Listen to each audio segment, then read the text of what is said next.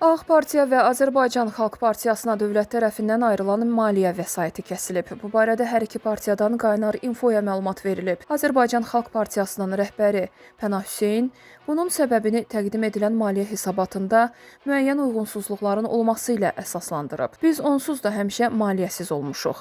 3-5 ay maliyyə almaqla bir şey dəyişməyib. Ayda hardasa bir neçə 100 manatdan söhbət gedir.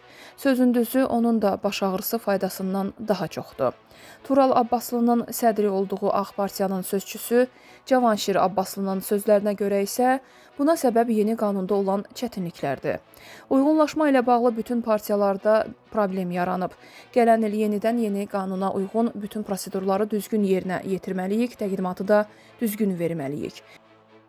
Azərbaycanda xuliqanlıqda ittiham olunaraq həbs edilən Ukraynalı milyonçu, kriminal aləmdə Oleg Bakinski ləqəbi ilə tanınan Oleg Krapivin və Konstantin Kucherin cinayət işi üzrə məhkəmənin növbəti iclası keçirilib.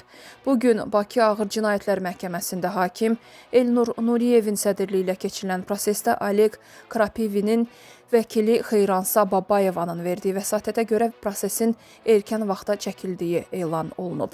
Vəkil Xeyransa Babayeva Oleg Krapivinin səhhətindəki ciddi problemlərlə əlaqədar haqqında seçilmiş həbs qəti imkan tədbirinin ev dustaqlığı ilə əvəzlənilməsini xahiş edib. Qeyd olunub ki, təqsirləndirilən şəxs hipertoniya xəstəliyi ilə əlaqədar müalicə almalıdır.